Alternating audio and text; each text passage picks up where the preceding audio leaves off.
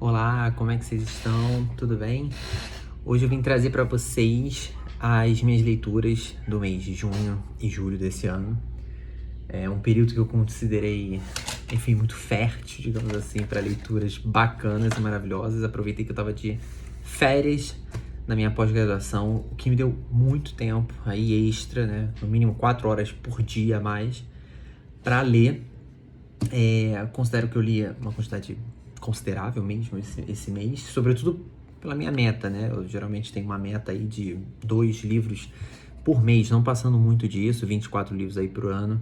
Eu acho que é uma meta possível, sobretudo com a minha rotina de trabalho e pós-graduação, todos os dias, o que geralmente é o inferno.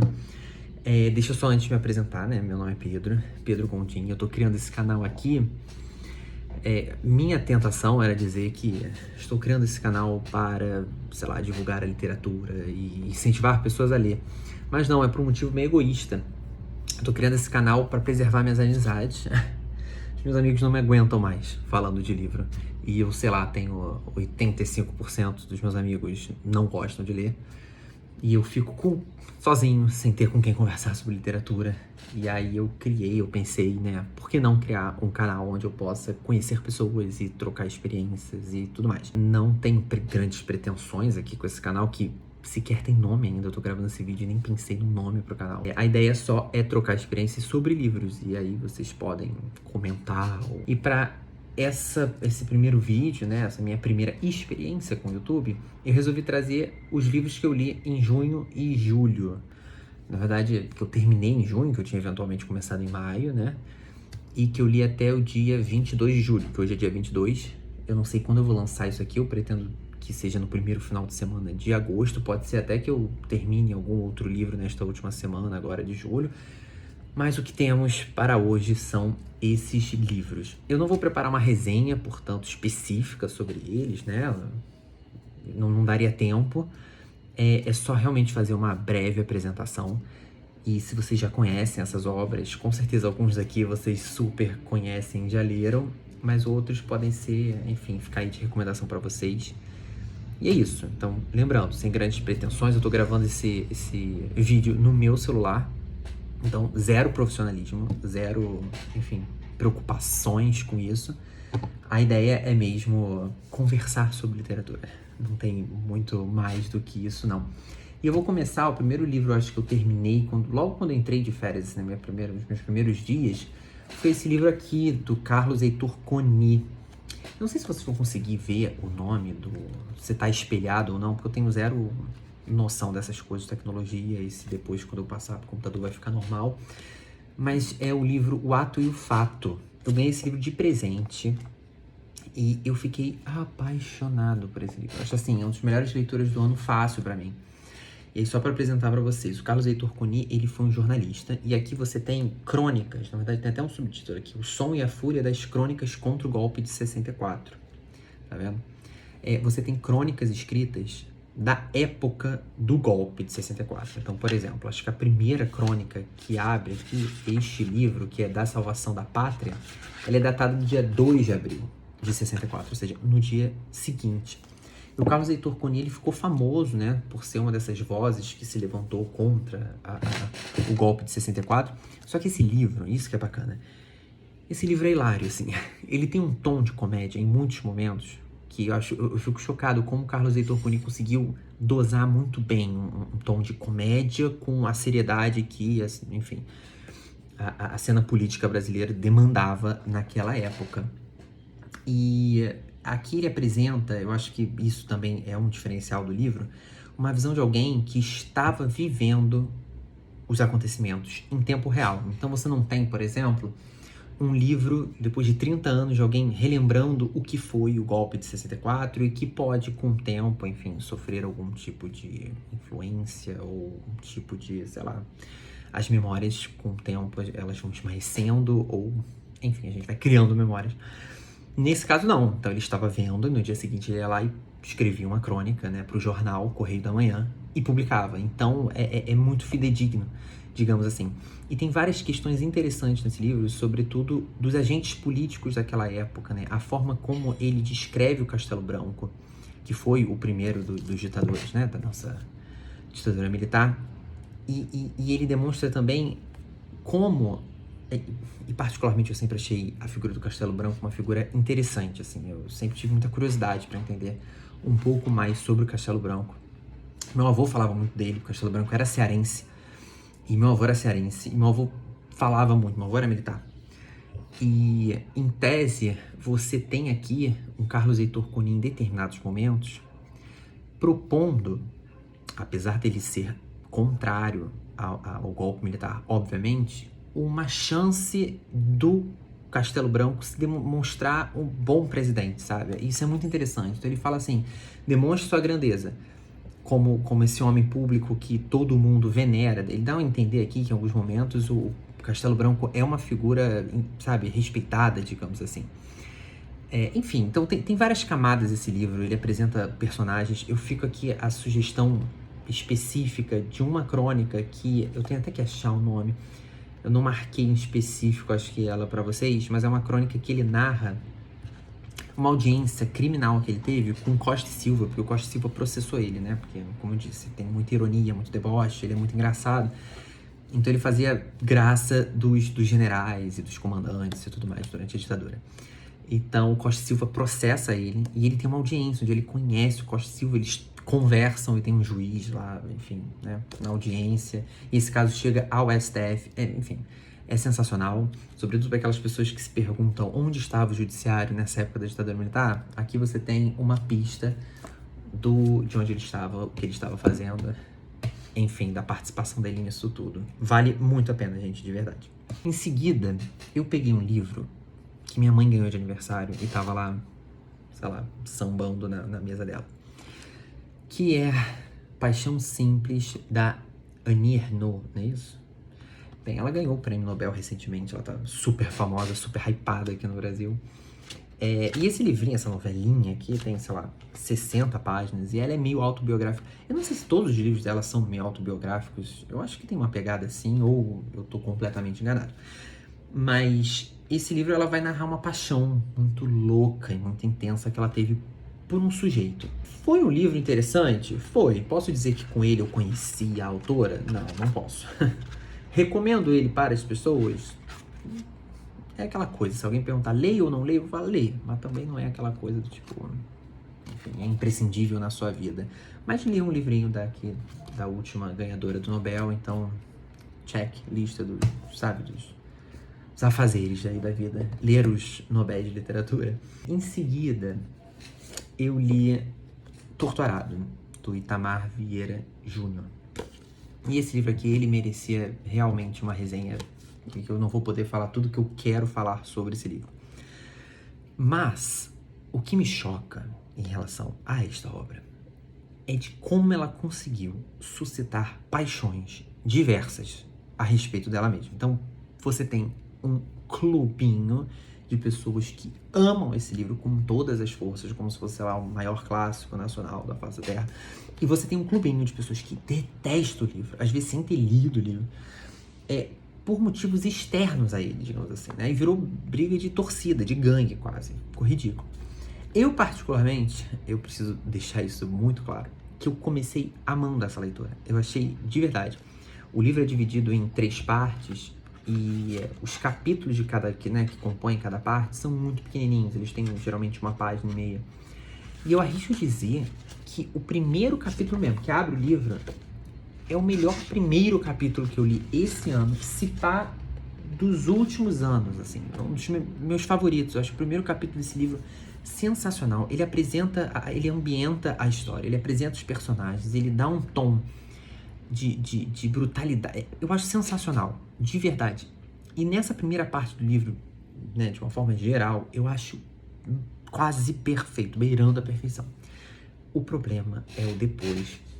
Então, assim, meu maior problema nessa história, no final das contas, foi a decepção que eu tive, sabe? Com a quebra de expectativa. Porque, pra mim, o livro foi caindo muito no nível. Assim, depois ele se torna... Eu até brinquei com uns amigos meus, falando que parecia um textão de Facebook transvestido de regionalismo, sabe? ele tenta trazer aqui todas as pautas possíveis que estão em voga e botar num livro de 200 páginas. 200 e poucas páginas. É possível?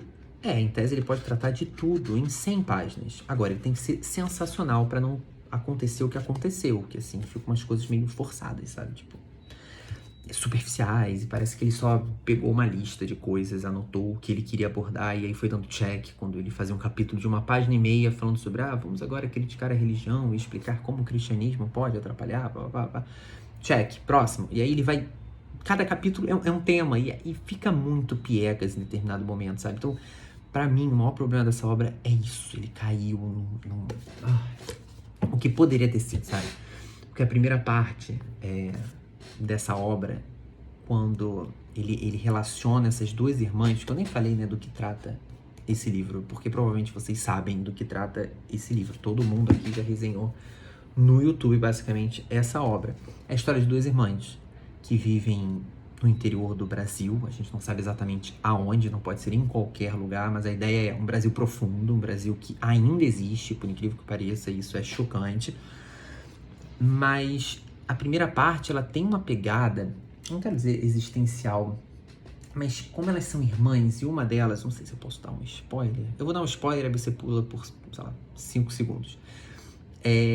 Uma delas é muda, né? Então você tem uma relação muito interessante aqui, porque você não sabe qual das irmãs tem essa deficiência, qual das irmãs porque elas se tornam tão próximas, como se fosse uma só, sabe? Uma coisa bonito demais, bonito demais. E a forma como ele constrói isso, a forma como ele vai construindo essa questão do você não sabe qual das duas fala, porque as duas se comunicam por gestos, sabe? E por signos, e uma fala pela outra ali, com pessoas de fora. É muito bacana, é muito bem bolado, é muito bem escrito, é sensacional.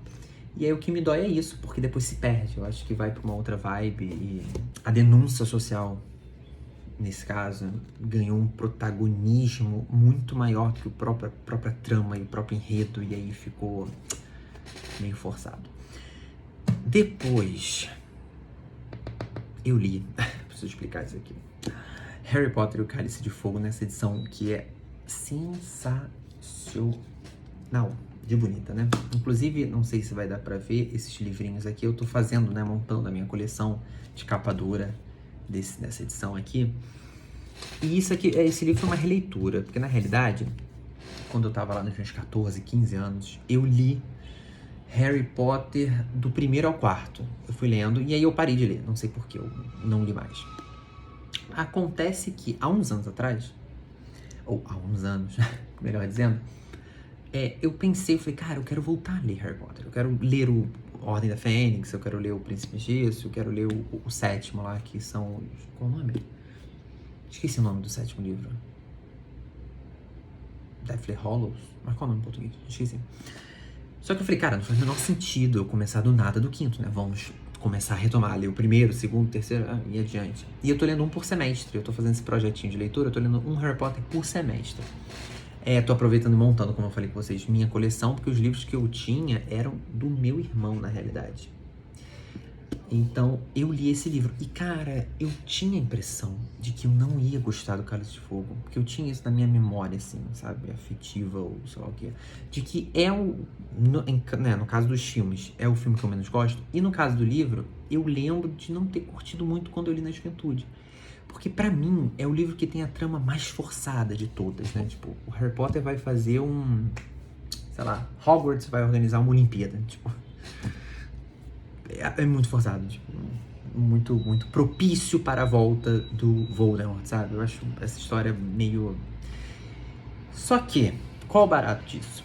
Como a história gira em torno de 3 tarefas que o Harry vai ter que cumprir, os capítulos que você vai completando, né, entre as tarefas, é onde a J.K. Rowling, eu acho que ela consegue, pela primeira vez, trazer milhões de assuntos e temas que antes ela não conseguiu explorar bem.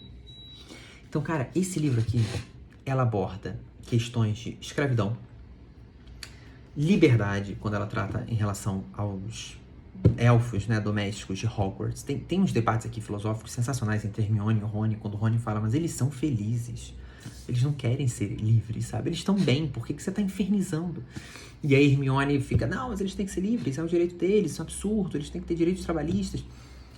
Então, é uma questão muito bacana. Você tem questões políticas, lógico, né? Sobretudo quando você, enfim, conhece um pouco da história do Bartol Crouch Jr., enfim. Pra quem não leu, não deve estar entendendo nada aqui, né? Mas aqui você aborda também questões de liberdade de imprensa e também o papel da imprensa e a relação da imprensa com o poder, assim, com a elite política, de uma forma geral. Porque a Rita Skeeter é uma infeliz que nós detestamos bastante, não é mesmo? E também questões sociais. Esse é o primeiro livro que o Rony... Porque até então, o Rony ser o mais pobre do grupo, o Rony ser, sei lá, ruivo e morar numa casa com não sei quantas pessoas, era engraçado, sabe? Era engraçado, todos querem viver na toca, não é mesmo? O que importa é o amor. Mas nesse livro, você tem um Rony expressando, com uma frase sem deixar dúvidas, odeio ser pobre. Tipo assim, você tem um momento dele e o Harry debatendo sobre isso, em que o Rony tá muito chateado, e ele diz isso pros dois, ele fala, eu odeio ser pobre, isso não é legal. E os dois ficam muito sem graça. Então, assim, isso vem à tona também. Ela também consegue trabalhar em relação a isso, sabe? A questão social. Enfim, são vários temas que ela consegue trabalhar de forma equilibrada, distribuindo aqui numa obra que é sensacional. É gordinha, né? Vai engrossando, a gente sabe que o quinto acho que é o maior de todos. Mas, cara, cresceu muito no meu conceito. Eu amei esse livro. Eu acho, assim, de verdade. E super compensa, né? Esses temas mais sérios e tudo mais. Super compensa o que eu falei pra vocês, que pra mim é a trama mais fraca da história, né? Mais forçada. Mas, enfim, é sensacional. Recomendo que leiam. E o próximo será na virada do ano, que eu vou ler O Ordem da Fênix. Porque eu sempre leio esses livros... ou na virada do ano novo, então do dia 30 de dezembro de um ano eu passo lendo Harry Potter pro ano seguinte, ou do meu aniversário, né? Esse ano, meu aniversário é na metade do ano, dia 30 de junho, eu passei lendo Harry Potter e o Cálice de Fogo. Em seguida, eu resolvi me aventurar pelo mundo da poesia. Eu li Carlos Drummond de Andrade, Antologia Poética. Gente, eu preciso assumir pra vocês, eu não tenho vergonha de assumir pra vocês isso, que eu não sou muito chegada à poesia e tinha pra mim uma ideia infantiloide de que pra mim poesia tem que rimar. Sabe aquela coisa? Tipo, pra mim poesia tem que rimar. Poesia é Mário Quintana, coisinhas fofas. E Drummond não é nessa vibe, né? Eu comprei esse livro e falei, cara, vamos experimentar, eu preciso conhecer a obra do autor, que é, acho que um consenso dentro da literatura, de que é um dos maiores poetas brasileiros. E, cara, eu gostei muito desse livro. Muito. Acho que no Scooby eu dei tipo 4,5 pra ele, porque foi o que eu falei. Acho que, no final das contas, poesia ainda não é aquela pegada que eu sou apaixonado. Mas eu gostei muito. Eu marquei aqui, tá vendo, poemas que me deixaram maravilhado. E como é que ele faz? É uma antologia, né? Organizada pelo próprio Carlos Drummond de Andrade. Ele publicou essa obra aqui em 1962. Ele já tinha vários livros publicados. E como é que ele faz? Ele separa esse livro em partes, por temas. Tá aqui, ó. O primeiro tema é o indivíduo, né? São poesias, poemas que tratam do indivíduo. A segunda parte, terra natal. Depois a família. Depois amigos. Depois choque social. Depois o conhecimento amoroso. Depois a própria poesia. Exercícios lúdicos. E por fim, uma visão ou tentativa de existência. E ele diz até uma coisa muito fofa, que ele fala: algumas poesias caberiam talvez em outra seção que não é escolhida, ou em mais de uma.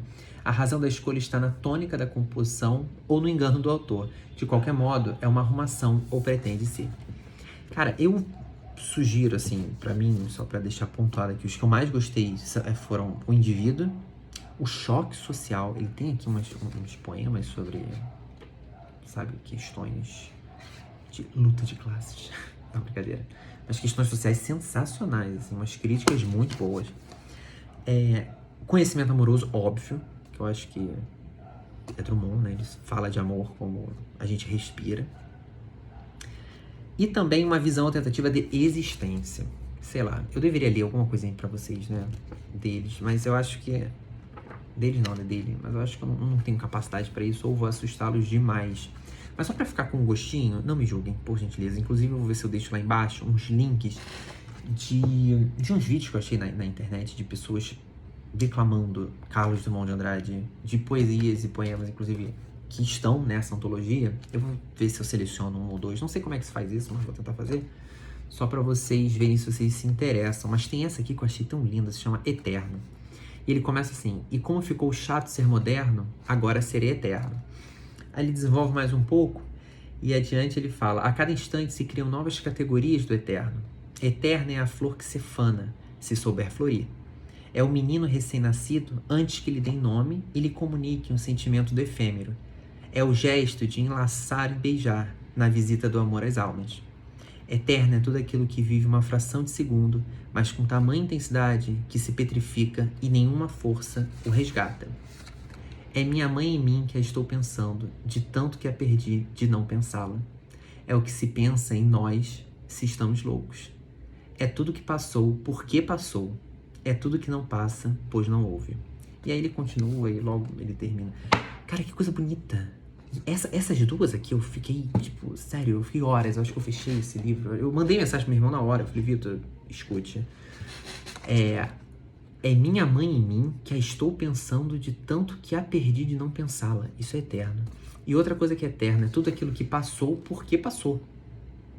É tudo que não passa, pois não houve. É aquela dor, né, do não vivido. Isso é eterno, de verdade. Enfim, então, é aquilo. Tem vários poemas aqui que eu li e falava: não estou entendendo. Não faz sentido. Pra mim, acho que eu sou burro, não sei interpretar texto. Mas, quando bate e quando fala com a gente, os poemas são sensacionais. E aí, eu quero muito ler um livro de poesia por ano, pelo menos. Queria ler Cecília Meirelles, né? O povo ama Cecília Meirelles. E Mário Quintana. Meu irmão tem vários livros de Mário Quintana. Eu quero pegá-los pra dar uma lida. Antes de falar do último livro que tá aqui, tem um outro livro que eu li, mas não tá nessa pilha, porque eu emprestei pro meu pai. Porque meu pai tá numa fase muito espiritualizado. E o tema, na verdade, é de um seminarista. É também do Carlos Heitor Coni, ou seja, do mesmo autor que O Ato e o Fato. Porque eu fiquei tão apaixonado por esse livro que eu falei: cara, eu preciso comprar e ler tudo desse homem. E era a ficção dele, tava mega em promoção na Amazon Prime, acho que tava R$14, eu comprei. Se chama o Mensagens ao Crucificado. Mensagem ao Crucificado. Gente, talvez eu vou colocar certo aqui, eu até esqueci o nome do livro. E ele vai narrar a história de um seminarista, né? É também meio autobiográfico dessas crises desse seminarista dentro do seminário, que ele começa a pensar em abandonar o seminário ou coisas do gênero, ele não tá muito feliz, porque o Carlos Heitor Coni foi de um seminário, ele abandonou a vida religiosa e, enfim. Amei o livro? Não amei o livro. Eu acho que muita gente vai detestar o livro. Eu posso dizer só que é um livro muito curto, ele tem 100 e poucas páginas, então não dá chance de você detestá-lo, eu acho. Não chega a ser intragável. O tema me interessa muito, porque eu adoro tudo que tem padre ou religião envolvido, eu fico apaixonado, interessado, sabe, aqueles de gostos estranhos. Mas é um bom livro, é um livro legal, mas eu acho que definitivamente não vai agradar todo mundo. E, enfim, pretendo ler outras coisas do Carlos Heitor Coni, sobretudo a não ficção dele. Talvez ele escreva melhor não ficção do que ficção, não sei, a descobrir, a conferir. E por último, eu li um livrinho que todo mundo já deve ter lido. E se não leram como eu, por favor, leiam. Estou falando do Pequeno Príncipe. Esse livro aqui não é meu, eu roubei de uma amiga minha. Eu fui visitar o apartamento dela e ela acabou de se mudar. Eu deveria ter levado um presente? Sim, não levei e saí de lá carregando um livro dela. Cara, que livro bonito, gente, sério, isso aqui é bizarro. É bizarro. E às vezes é duro dar o braço a torcer, né? Porque o povo ama, todo mundo elogia, e você fala: não deve ser tão bom. Provavelmente não é tão bom. E aí você lê, você descobre que é muito bom. É bom pra caramba. E aqui você tem a história do Pequeno Príncipe, que é um alienígena, em tese, porque ele vem de fora do planeta Terra. Ele cai aqui, ele tá perdidão. E o nosso outro personagem encontra ele no deserto do Saara, e eles começam a conversar, e o Pequeno Príncipe começa a contar pra gente a trajetória dele, né? Como é que foi essa jornada dele até chegar aqui na Terra, todos os planetas que ele passou e todos os aprendizados que ele teve. Mas, gente, o final desse livro também é tão triste. Mas é bonito, é aquela coisa meio agridoce, assim, é necessário, sabe? Tipo, acho que é aquele final necessário, não poderia ser de outra forma, mas não deixa de dar um aperto no coração. Quem nunca leu, leia. E quem já leu, sobretudo quando criança, cara, a experiência de reler esse livro adulto deve ser muito boa. Então, assim, leiam O Pequeno Príncipe, sério. E ele vem com umas gravuras que foram feitas pelo próprio autor, em tese, sendo muito bonitinhas. Muito, muito bonitinhas. Aqui. Olha que coisa. Sério. E eu não sabia, inclusive, aqui assumindo ignorância, já que a gente não tem medo de assumir nossos defeitos, que tem aquela frase super famosa, né, do Pequeno Príncipe, que é: tu é responsável por tudo aquilo que ativas, enfim. Só que também tem aquelas outras duas que eu não sabia que era do Pequeno Príncipe, que é: o essencial é invisível aos olhos, não é isso? E se às 4 você diz que vem, desde as 3 eu sou feliz. Algo do gênero, eu realmente não decorei a frase e vocês devem estar me julgando muito agora. Mas enfim, são frases famosas, vocês sabem do que eu tô falando. E eu não marquei nada nesse livro, porque como é meu, por isso que eu também tô perdido, não posso nem dar uma conferida. Enfim, no geral é isso. Eu peço também desculpa pra vocês, porque eu tô doente, eu tô gripado. Eu só tô gravando esse vídeo hoje porque eu falei, cara, eu preciso gravar esse vídeo. Eu prometi a mim mesmo que eu ia gravar este vídeo no dia 22 de julho, porque senão a gente fica postergando as coisas. E assim, eu já vinha há muito tempo com uma vontade de gravar uns videozinhos pro YouTube ou coisas do gênero. Só que a gente fica criando empecilhos, né? A gente fica criando, sei lá, motivos para não fazer. E por um lado, a coisa tá tão profissional no YouTube, né? As pessoas já estão tão profissionais, a gente olha para alguns booktubers que estão há anos no mercado aí, trabalhando com isso. E aí você pensa, cara, mas vai ser tão amador o que eu vou fazer? Será que vale a pena fazer? E aí o que me motivou justamente foi pensar que, eu falei, gente, por que não? No YouTube do início era isso, era um grande blogzão que as pessoas gravavam vídeos e postavam, sabe? Não tinha nada muito profissional, como eu disse anteriormente, ou grandes pretensões. Então esse foi meu objetivo, foi trazer só um apanhado aqui dos livros. Não são resenhas, não, né? Pelo amor de Deus. Só fiz uma apresentaçãozinha do que eu li. Eu escolhi esse tema no primeiro vídeo, que eu acho que seria mais fácil pra mim, sobretudo. E vamos ver no que vai dar. Eu tenho que criar um nome, né, pro meu canal. Enfim, de resto, eu acho que eu tenho que pedir pra vocês curtirem, comentarem, se inscreverem no canal, não é isso? Jesus do céu. Onde fomos parar? Se inscrevam então no canal, por gentileza, aqui tampando meu rosto. E é isso, fiquem com Deus. Um beijo pra vocês. E eu vou deixar lá embaixo também, no link, ou melhor, na descrição do vídeo, links de resenhas desses outros livros. Aí sim, resenhas de outros booktubers que eu considere boas resenhas, tá? Caso vocês se interessem em específico por um deles, aí eu deixo lá embaixo pra vocês darem uma olhada. Tá bom, queridos? É isso, muito obrigado pela paciência de terem assistido esse vídeo e eu espero encontrá-los no futuro, próximo, tá bom? Um beijo, fiquem com Deus, tchau, tchau.